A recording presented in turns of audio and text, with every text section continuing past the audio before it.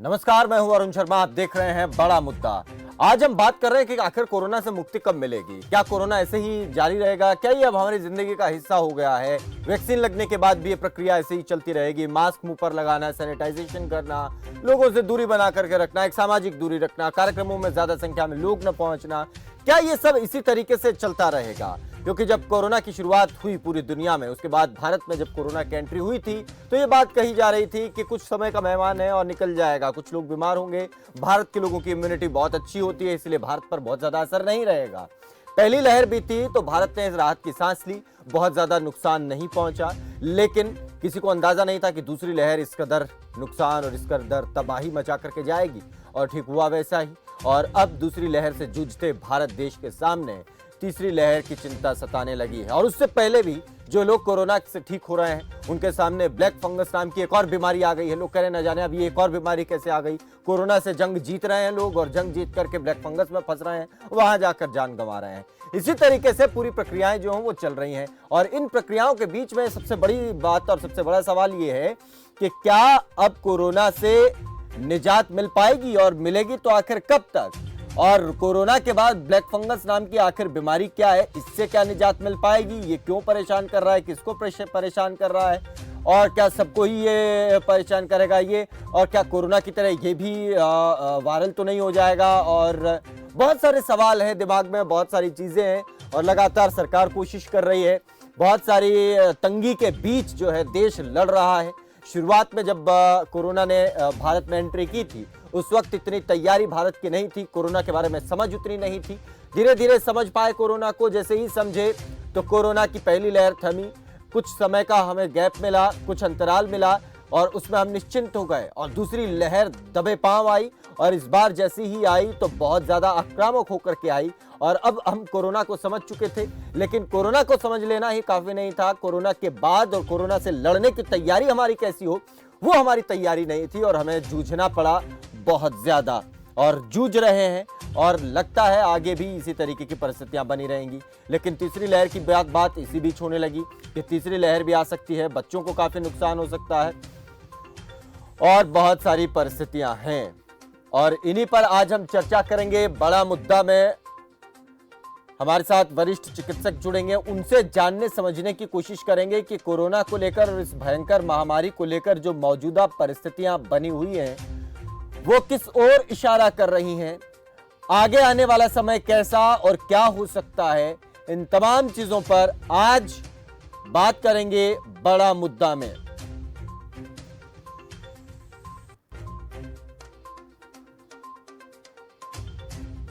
तो चलिए, हमारे साथ lieutenant general doctor Ved Chaturvedi जुड़ गए हैं, वरिष्ठ चिकित्सक हैं सर गंगाराम अस्पताल में। डॉक्टर साहब, स्वागत है आपका। डॉक्टर साहब, सबसे पहले तो आप हमें ये बताइए, जो मौजूदा परिस्थितियां बनी हुई हैं उसे आप कैसे देख रहे हैं, और देश जैसे लड़ रहा है, अलग अलग राज्यों की सरकारें जिस तरीके से लड़ रही हैं, क्या वो काफ़ी है? क्या उतने संसाधन हमारे लिए काफ़ी हैं? हमें क्या और बढ़ाने चाहिए, और आगे कितने समय तक के लिए हमें और तैयार रहना चाहिए? देखिए, मैं हमेशा पॉजिटिव सोचता हूँ, और लोगों को भी यही कहता हूँ कि ठीक है, समस्याएं तो आएंगे ही, बिना समस्याओं की तो न्यूज भी नहीं बनती। आफ्टर ऑल, चाहे घर में हो तो हमारे पास समस्याएं थी। पहली बड़ी समस्या ये थी हमारे पास कि हमारे पास सब रिसोर्स होते हुए भी कंट्री में हम तैयार नहीं थे।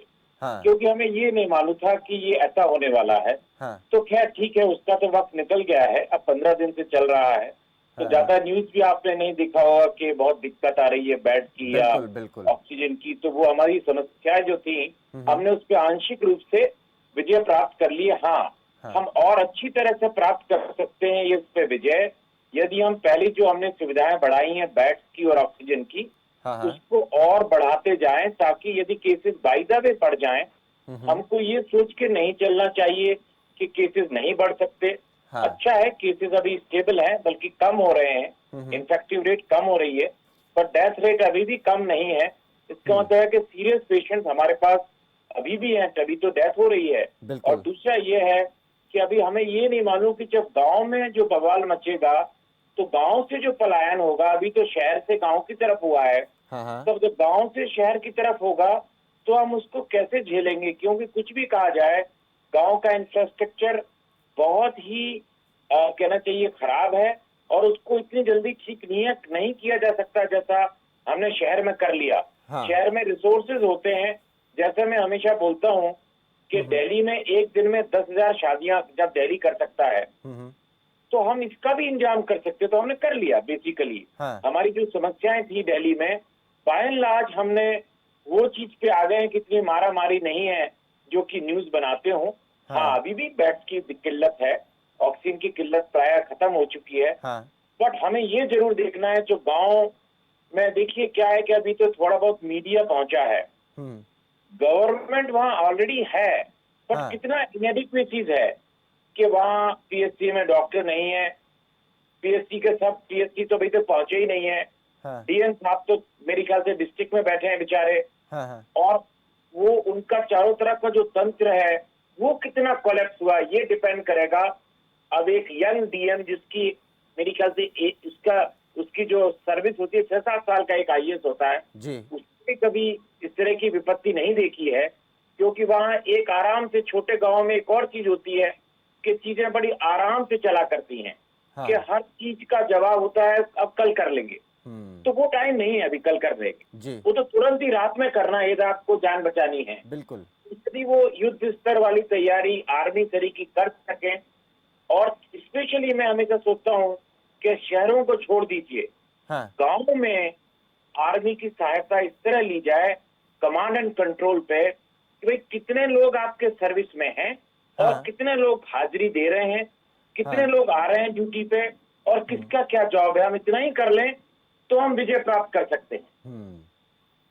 एक चीज आपने बड़ी महत्वपूर्ण कही डॉक्टर साहब कि इन्फेक्टिव रेट जो है वो कम हो रहा है, लेकिन डेथ रेट जो है वो अभी भी कम नहीं हो रहा है। तो इसमें हम ये तो ज़रूर मान सकते हैं कि अब कोरोना से इन्फेक्शन जो है वो थोड़ा सा भले ही कम हो रहा हो, लेकिन लोग अभी भी मर रहे हैं, तो सीरियस कंडीशंस में लोग हैं। क्या हम ये मान सकते हैं कि अगर इन्फेक्टिव रेट कम हो रहा है, नंबर्स अब कम आ रहे हैं, तो इसके पीछे क्या एक बड़ी वजह ये हो सकती है कि टेस्टिंग में भी उसी रेशो में थोड़ी सी कमी आई है, अलग अलग स्टेट्स ने जैसे शो किया और डेटास जो बता रहे हैं? और दूसरी बात ये भी कि क्या वाकई ही ये कमी जो है इस ओर इशारा कर रही है कि हम पीक पर आ चुके हैं और अब धीरे धीरे ये नंबर डाउन ही होने वाला है? ये तो एक कॉमन सेंस से लगता है, क्योंकि डेथ रेट बड़ी नहीं है। हाँ। कि हम कहीं ना कहीं प्लेटू पे हैं। हम्म। बट ये बात जरूर है कि जो हमारी जिस तरह से हमारे बेड्स की दिक्कत थी, जी। उसी तरह से हमारी लैब की दिक्कत है। कि हमारे पास जब ये पैंडेमिक शुरू हुआ था उस समय कुल जमा 2 लैब थी। जहां तक मुझे मालूम है कि रफली अबाउट 2 से 3 हजार लैब्स के बीच में हमारे पास हैं। जी। तो हमारी क्या हुआ कि जब बहुत सारी सुननी आई तो हमारे लैब्स ओवर फ्लडेड हो गए, और उसके पास इतना सारा काम आ गया कि वो उस चीज को झेल नहीं पा रहे हैं। उनके पास इतना स्टाफ नहीं है। ये कोई भी लैब नहीं चाहती कि हमारा क्वालिटी कंट्रोल खराब हो। तो एक एक जगह पे, दिल्ली सरी की जगह पे देखिए, दिल्ली कैपिटल है जहाँ शासन है, शासक है, हाँ। 3-3, 4-4 दिन में रिपोर्ट आ रही है। और आप चले जाइए किसी इंटीरियर गांव में, तो वो तो आपका टेस्ट लेके जाएगा तो लौटेगा 1 महीने बाद। बिल्कुल। तो मेरा मतलब ये हुआ कि जो हमारी एक बात में हमेशा एक्चुअली मैं सोच ही रहा था कि इतना परेशान मत हुई गांव के लिए कि जहाँ टेस्ट किए जाएं। इस पैंडेमिक में यदि किसी को सिम्टम्स जो सबको मालूम है, जी। शायद शहरों में तो सबको मालूम है, गांव गांव एजुकेट किया जाए। जी। जैसे आप एक जमाने में देखते थे, एक पोस्ट कार्ड के पीछे लिखा रहता था हाँ। कि यदि आपको बुखार है तो 4 टैबलेट क्लोरोक्विन लें। उसमें ये कहीं नहीं लिखा था कि टेस्ट कराएं, क्योंकि देश उस समय इतने कॉम्प्लेक्सिटी से नहीं गुजरा था। अब हम अमेरिकन मॉडल लेंगे कि हर आदमी का आरटीपीसीआर कराएंगे।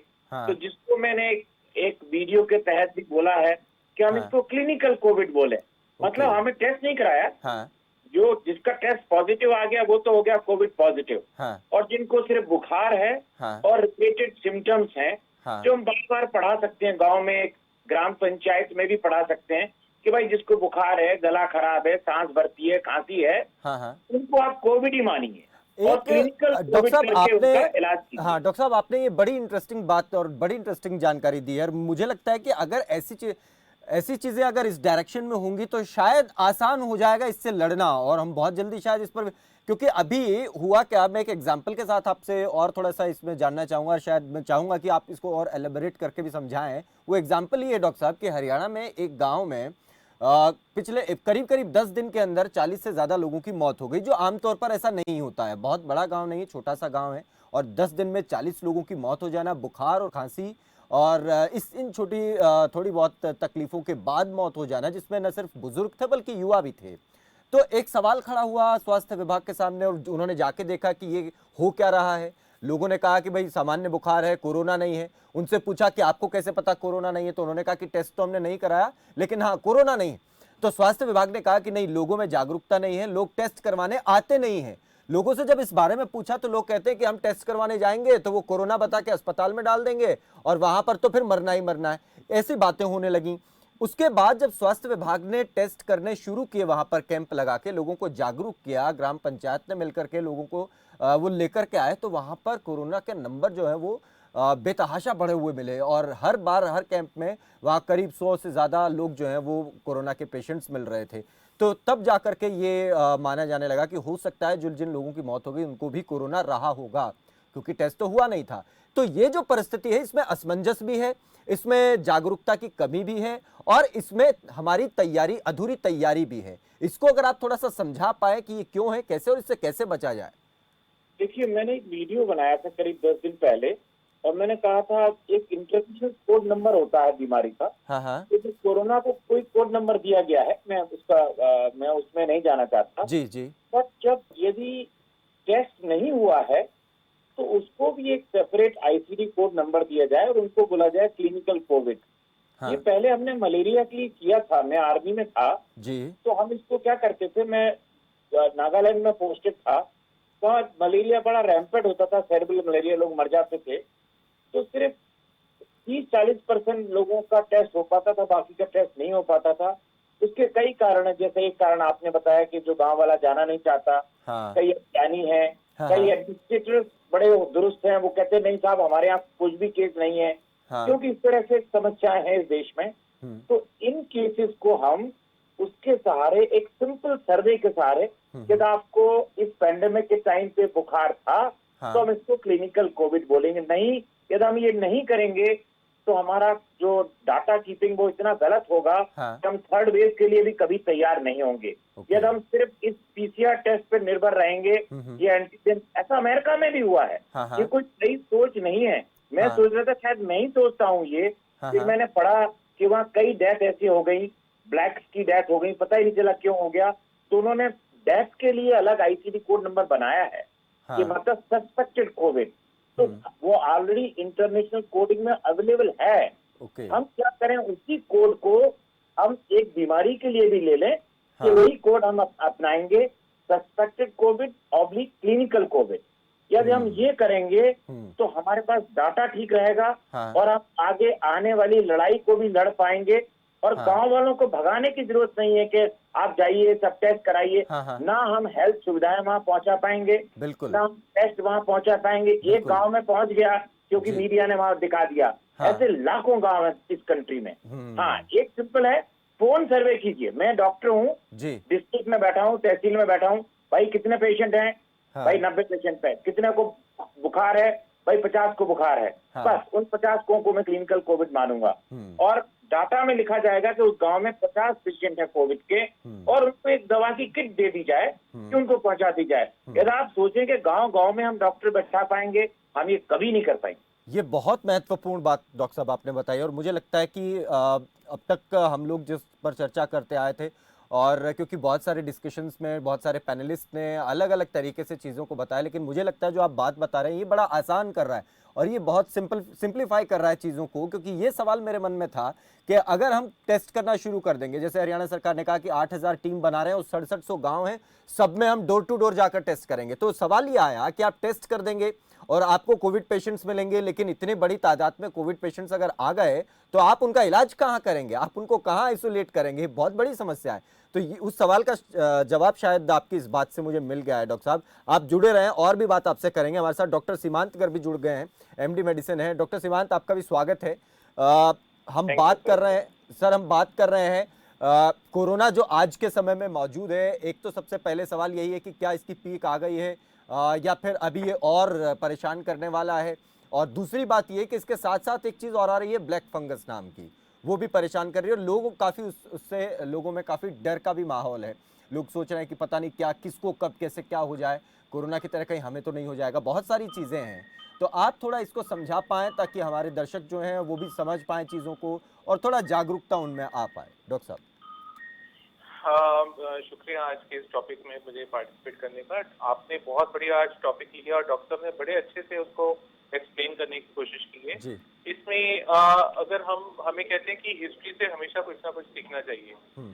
क्या अभी तक हम अपने देश में ट्यूबरक्लोसिस टीबी को खत्म कर पाए हैं? बड़ा कुछ सवाल। जो अपनी इन्होंने लॉज बनाए हुए हैं कि जो डॉट्स की बहुत अच्छी एडवर्टाइजमेंट भी चलती है और ट्रीटमेंट भी देते हैं। तो व्हाट दे से इज कि जब स्पुटम में एएफबी का बैक्टीरिया नजर आएगा, उसके बाद हम ट्यूबरक्लोसिस की मेडिसिन शुरू करेंगे। एक्सरे पे और क्लिनिकल स्किल्स पे नहीं बिलीव करते कि डॉक्टर ने कहा है कि एक्सरे में मुझे ट्यूबरक्लोसिस लग रहा है, तो पेशेंट को हम ट्रायल देके मेडिसिन शुरू कर सकते हैं और पता लग जाएगा इंप्रूवमेंट आ रही है कि नहीं आ रही। सेम सर भी वही बात कर रहे हैं कि हमें क्लिनिकल स्किल्स जो हमारे यहाँ पे डॉक्टर एमबीबीएस का स्ट्रक्चर जो हुआ है, उसके बाद पोस्ट ग्रेजुएशन का, उसके बाद डॉक्टरेट के जो स्ट्रक्चर्स हैं, हमारी स्टडी वर्ल्ड में नंबर 1 स्टडीज है। हमारे डॉक्टर्स, हमारे साइंटिस्ट सारी दुनिया में फैले हुए हैं और वो सब अच्छी पोजीशन पे पहुंचे हुए हैं। तो हमें अपने सिस्टम पे और अपने डॉक्टर्स पे और अपनी स्टडीज पे यकीन, गवर्नमेंट को ये यकीन रखना चाहिए कि क्लिनिकल स्किल्स जो होती हैं वो उस डिजीज को हम पहले डिटेक्ट कर सकते हैं। जब तक आपका टेस्ट करवा के आते हो, जब तक आपका टेस्ट पॉजिटिव आता है या वायरल होने के बाद भी सैंपल अच्छे से नहीं लिया गया, उसका टेस्ट नेगेटिव आ गया, तो उसको नेगेटिव लेके वो अपने आप में एक जीता हुआ योद्धा फील करने लग जाता है पेशेंट अपने आप को, मुझे तो कोविड है ही नहीं। और वो कोविड पॉजिटिव होते हुए सबको पॉजिटिव करता घूम रहा होता है। बिल्कुल। तो ये जो एक ऐसा फिनोमिना शुरू हुआ है कि रिपोर्ट अगर तो नेगेटिव आती है तो पेशेंट कहता है जी मुझे तो कुछ है ही नहीं, खांसी मास्क नीचे उतार के आराम से करता घूम रहा है और सबको कोविड फैला रहा है। हाँ। जो पॉजिटिव है, जिसको सिम्टम कुछ नहीं होता, कफ नहीं होता, हाँ। वो घर पे बैठा होता है अंदर कमरा बंद करके। तो क्लिनिकल स्किल्स पे अगर फोकस रखें हम लोग, क्लिनिकल डिटेक्शन पे फोकस रखें, तो मेरे हिसाब से इस डिजीज को हम बेटर कंट्रोल कर पाएंगे। नहीं तो ये जो वेव की हम बात कर रहे हैं, second wave, third wave, fourth wave, fifth wave, ये नंबर ही न्यूमेरिकल्स रह जाने हैं और ये वेव्स खत्म होने पे नहीं आएंगी नहीं तो। और रही फंगल इन्फेक्शन की बात, ये थोड़ी सी बड़ी एक डीप थॉट है क्योंकि हॉस्पिटल्स में इतनी ऑक्सीजन किसी भी पेशेंट को इतनी रूटीन में नहीं लगती। आईसीयूज में लगती हैं या कोई सीओपीडी के पेशेंट्स आते हैं या कोई थोड़े बहुत हार्ट के आते हैं, तो बहुत मिनिमल सी ऑक्सीजन उनको हमें देनी पड़ती है। अभी क्या हो रहा है कि ऑक्सीजन हर पेशेंट को 24 hours multiply by 5 days, 10 days, 15 days, 20 days, अब मतलब अनकाउंटेबल डेज उनको कंटिन्यू चल रही है। तो we need to clarify that prospect. हमें उसमें क्लीनिनेस कैसे मेंटेन करनी है, जो हम उसमें वाटर डाल रहे हैं या फिल्टर वाटर डाल रहे हैं, उसकी जगह हम और better NS, normal line, steroid चीजें यूज करें, उनकी क्लीनिंग प्रॉपर हो। थोड़ी सी जो ऑक्सीजन पाइप पेशेंट को लग रही है, नो डाउट थोड़ी बहुत उसमें वेस्टेज होगी, शॉर्टेज भी हुई है।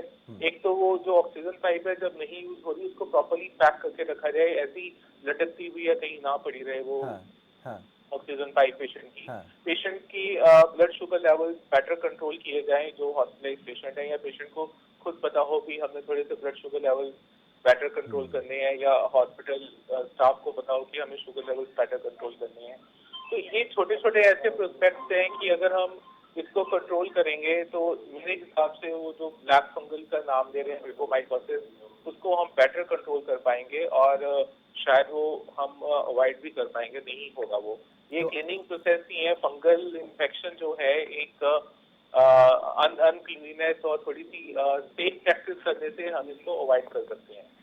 ये आपने बहुत अच्छी इन्फॉर्मेशन दी और मुझे लगता है कि अगर हमारे दर्शक सुन रहे होंगे तो इस इन्फॉर्मेशन को वो स्प्रेड करें कि ऑक्सीजन, क्योंकि जैसे डॉक्टर साहब बता रहे हैं कि नॉर्मल केसेस में या नॉर्मल बीमारियों में उतना ज़्यादा ऑक्सीजन जो है वो नहीं दिया जाता, बहुत मिनिमम सा वो ऑक्सीजन दिया जाता है पेशेंट को। और अब जो है वो 24/7 वो लगा ही रहता है, और उससे क्योंकि उससे काफ़ी तरीके के और दूसरे इन्फेक्शंस भी हो सकते हैं, और हो सकता है कि यही एक वो इसका एक एग्जाम्पल हो जो ब्लैक फंगस के रूप में हमारे सामने आ रहा है। डॉक्टर वेद, एक चीज़ और आप बताएं, आपकी बात की तस्दीक करते हुए डॉक्टर सीमांत भी यही बात कह रहे हैं कि क्लिनिकल कोविड नाम दे करके इसे, और उसी लेवल पर तैयारी हो, और जब तक कि आरटीपीसीआर या रैपिड एंटीजन की हमारे पास रिपोर्ट आती है तब तक तो वो पेशेंट न जाने कितने और लोगों में कोरोना बांट के आ चुका होता है। तो अगर ये चीज़ें शुरुआती तौर पर जैसा आप बता रहे हैं वो हो जाएंगी तो ये सच में बड़ा आसान रहेगा। तो क्या ये चीज़ें सरकार में बैठे जो तमाम जो दूसरे उनके सलाहकार हैं, क्या वो ये चीज़ें समझा नहीं पाते हैं, या फिर हम सरकार के लेवल पर या एडमिनिस्ट्रेशन के लेवल पर कुछ और ही चीज़ों को फॉलो कर रहे हैं? ये चीज़ें क्यों नहीं हो पा रही हैं, इसको थोड़ा सा अगर आप समझा पाएं। देखिए, मैं तो नेशनल उसमें नहीं हूँ, मुझे नहीं मालूम कि ये बस कॉमन सेंस है ये। और ये ऑलरेडी मुझे भी नहीं मालूम था कि ऑलरेडी इंटरनेशनल जो WHO की गाइडलाइंस हैं उसमें डेथ के लिए ऑलरेडी है उनके पास। जी। उसमें बहुत बड़ी चीज नहीं करना है हमको। हाँ। जो ICD नंबर है कि यदि कोई आदमी पेंडेमिक के टाइम पे किसी अमेरिका में किसी की डेथ हो जाती थी और उसके सिम्टम्स ऐसे हुआ करते थे, तो उनको वो एक सेपरेट सस्पेक्टेड कोविड और एक सेपरेट ICD कोड नंबर दिया हुआ है। हाँ। तो हमें क्या करना चाहिए, जो हमने मलेरिया के लिए किया था वो एग्जैक्टली, क्योंकि हम याद रखिए सेकेंड वर्ल्ड वॉर में ज्यादा लोग मलेरिया से मरे थे और बुलेट से कम मरे थे। तो इसीलिए अंग्रेज लोगों ने बनाया ये चीज कि सबका टेस्टिंग पॉसिबल नहीं है। हाँ। तो हम उसको एक सिमिलर क्लासिफिकेशन करके, तो आपके पास दो तरह की डायग्नोसिस होंगी। हाँ। एक डायग्नोस होगी कोविड पॉजिटिव, जिसका मतलब टेस्ट हुआ है, बिल्कुल। एक क्लिनिकल कोविड। बट आपको एक अंदाज लगेगा कि ये केसेस 4 लाख पर डे नहीं थे, ये हाँ। केसेस करीब 12 लाख पर डे थे। और इसके लिए हमें तैयारी आगे करना है, कोई सब्सिक्वेंट, क्योंकि हमें ये नहीं मालूम कि कितने दिन रहेगा। हो सकता है ये 2 साल रहे, हो सकता है 1 साल रहे, बट ये डाटा हमें इस तरह रखना ही पड़ेगा। क्योंकि किसी, जैसे अभी डॉक्टर साहब बता रहे थे कि क्लिनिकल साइंस और लैब साइंस ये 2 साइंसेस हैं। हाँ। याद रखिए, क्लिनिकल साइंसेस से भी पेंडेमिक में डायग्नोसिस होती है। उसके लिए हमें कोई एडमिनिस्ट्रेटिव छाप नहीं चाहिए कि ये PCR पॉजिटिव है, ये PCR नेगेटिव है। आज के टाइम में आप चाहे कहीं भी बैठे हो इस हिंदुस्तान में, यदि आपको बुखार आता है, आपका गला खराब है, आपको सांस भरती है, आपको बहुत ज्यादा बॉडी में दर्द होता है, most likely you are a suspected case of. Now हम सस्पेक्टेड ही तो बोल रहे हैं, हम तो ये नहीं बोल रहे हैं, हम तो कह रहे हैं उसका आप ICD कोड रख लीजिए। और एक बहुत बड़ी महत्वपूर्ण बात आपके चैनल से हम गवर्नमेंट तक पहुंचाना चाहते हैं कि ये हमें तुरंत कर देना चाहिए, ये वाली चीज। तो जो गांव में जो 50-60 और फिर एक हेल्थ टीम जा रही है जी, एक सिंपल फोन पे ही करना है सब चीजों को वहाँ, कि भाई वो पूछेगा और उससे पूछेगा कि भाई कितने केसेस बुखार के हैं, और आप उनका नाम रखिए क्लिनिकल कोविड, और उनको वैसे ही क्लासिफाई कीजिए और वैसे ही ट्रीट भी कीजिए। यदि उसमें 2-4% लोग ऐसे भी हो सकते हैं जो कोविड नहीं भी हो, तो भी चलेगा। ये बड़ी महत्वपूर्ण जानकारी, और मुझे लगता है आज की इस डिस्कशन से हमारे जितने भी दर्शक देख रहे हैं बहुत सारी जानकारी उनको भी मिल रही होगी। और मुझे भी बड़ा अच्छा लगा कि आप लोग इतना ये इन्फॉर्मेशन जो आप बता रहे हो, एक डॉक्टर होने के नाते निश्चित तौर पर आप ही जान पाएंगे।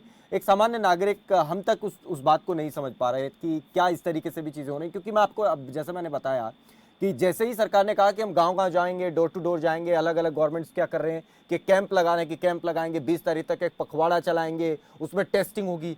क्यों जरूरत है उसकी? अगर क्लिनिकल कोविड की अगर बात जो आप कह रहे हैं, आइडियली ये वो कर पाए तो नथिंग लाइक इट, वो नहीं कर पाएंगे। वो आइडियल सिचुएशन बड़ी से बड़ी डेवलप्ड कंट्री में नहीं कर पाए, वो हम कर सके तो आइडियल है। हाँ, ये बात सही है। डॉक्टर सीमांत, अगर हम बात करें वैक्सीनेशन की, अब अगर वैक्सीनेशन के बारे में, क्योंकि 2-3 चीजें हैं, एक तो अलग अलग कंपनी की वैक्सीन हैं और अलग अलग दाम है, प्राइवेट को अलग है, राज्य सरकार को अलग है, केंद्र सरकार को अलग है। हम इस डिस्कशन में नहीं जाते हैं, लेकिन अल्टीमेटली जो चीज होना चाहिए कि वैक्सीन उपलब्ध होना चाहिए। जिसकी भी खबरें अब आ रही हैं, आप उसको देखकर क्या समझते हैं, और इन परिस्थितियों में क्या हम जल्द से जल्द अपने टारगेट को पूरा कर सकते हैं, अचीव कर सकते हैं, ज्यादा से ज्यादा लोगों को वैक्सीनेट करने के? सर, हमें एक चीज समझनी बहुत ज्यादा जरूरी है कि जिस घर में 2 बंदे होते हैं, 2 बंदे कमा रहे होते हैं, उसकी प्रॉस्पेरिटी बहुत अच्छी होती है।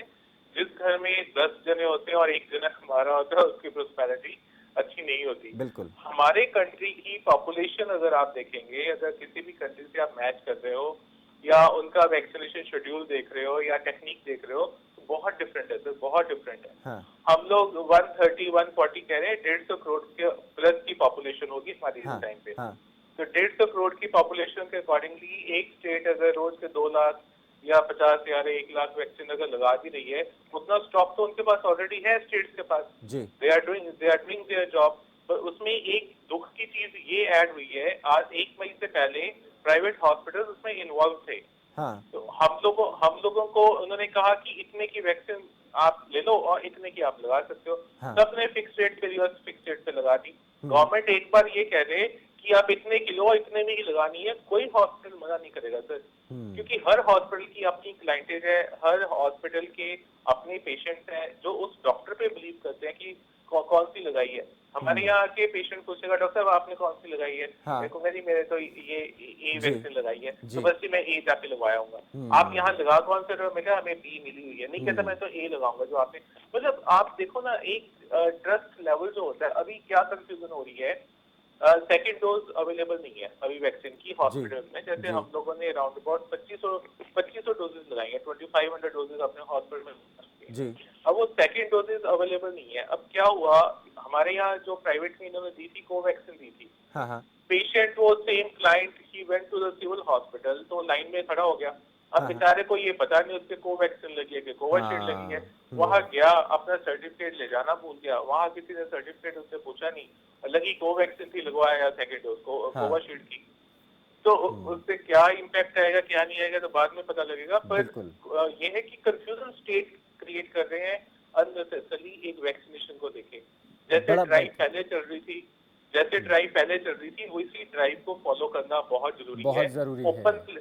ओपन प्लेसेस में वैक्सीन लगानी शुरू कर दी, स्कूल कॉलेजेस में। उसमें कहते हैं कि वैक्सीनेशन लगाने के बाद आधा घंटा वेट करो। वहाँ पे क्या पैरामेडिकल स्टाफ है? किसी का अगर ब्लड प्रेशर लो हो जाता है, कोई आरबीएस लेवल लो हो जाते हैं, कोई ऐसे ही चक्कर खा के गिर जाता है, गर्मी का मौसम है, ये मैं नहीं कहता वैक्सीनेशन की वजह से गिरेगा। गर्मी में खड़ा भी उसको हाइपोग्लाइसीमिया हो सकता है, बहुत सारी चीजें हो सकती हैं डॉक्टर साहब। हाँ, तो ये चीजें बड़ी महत्वपूर्ण हो गई हैं। डॉक्टर सीमांत, बहुत शुक्रिया, आप जुड़े और बड़ी महत्वपूर्ण जानकारी आपने दी। डॉक्टर वेद, केवल 20 सेकंड में अगर वैक्सीनेशन को लेकर आप बता सकें, क्यों नहीं हम राष्ट्रीय टीकाकरण नीति को अपना सकते हैं जैसे हमने पोलियो में अपनाया? क्या वो पॉसिबल है वैसा करना केवल 20 से 30 सेकंड में, अगर, क्योंकि समय इजाजत नहीं दे रहा डॉक्टर साहब? मेरे ख्याल से हम उसी की तरफ बढ़ रहे हैं। हाँ। क्योंकि इतना डिस्कशन टीवी मीडिया में हो चुका है। हाँ। कि अल्टीमेटली क्या होगा कि ये जो वैक्सीनेशन का पूरा इशू है वो पोलियो की तरह ही एक सेंट्रल उससे होगा। और हमारे पास ये जरूर है कि हमारा प्रोडक्शन कम हुआ है और अब चूंकि गवर्नमेंट ने पॉलिसीज बना दी है, देखिए जब आप पूरा खोल देते हैं तो आपकी सभी कंपनियां आ जाएंगी। तो यदि मैं अफोर्ड कर सकता हूँ ए तो मैं ए लूंगा, वो तो बी लूंगा। बहुत ज्यादा कंट्रोल करने की जरूरत नहीं है, आप ओपन छोड़ दीजिए। कोई आदमी बहुत बड़े हॉस्पिटल में जाता है, वो कहता है ठीक है, ही डजंट माइंड पेइंग। तो क्या होगा कि जो आपकी 2 कंपनियां हैं अमेरिकन, जो मॉडर्ना और जे बना रहे हैं वो लोग, तो वो कंपनियां बड़े शहरों में रहेंगी, मेट्रो में, जहाँ की आप टेम्परेचर मेंटेन कर सकते हैं बड़े हॉस्पिटल्स में। -80 का फ्रिज हर जगह, ऐसी कोई बहुत बड़ी बात नहीं है, हर हॉस्पिटल्स में है। हाँ। तो वो इस तरह से होगा जब बहुत सारी कंपनियां आ जाएंगी। पहले हम लोगों ने रियलाइज प्रॉब्ली ये नहीं किया, अर्जेंसी रियलाइज नहीं की, इसीलिए हम थोड़ा ढीलापन हो गया। अब अर्जेंसी रियलाइज किया है तो होगा। बहुत महत्वपूर्ण बात और जानकारी आपने दी डॉक्टर साहब, और बड़ा अच्छा लगा आप जुड़े और अपनी बात आपने रखी। बहुत शुक्रिया डॉक्टर वेद चतुर्वेदी, डॉक्टर सीमांत गर्ग। तो कोविड को लेकर परिस्थितियां जो बन रही हैं, आगे आगे आप देखते जाइए, अपना ख्याल रखिए, अपने घर वालों का ख्याल रखिए। दीजिए इजाजत, नमस्कार।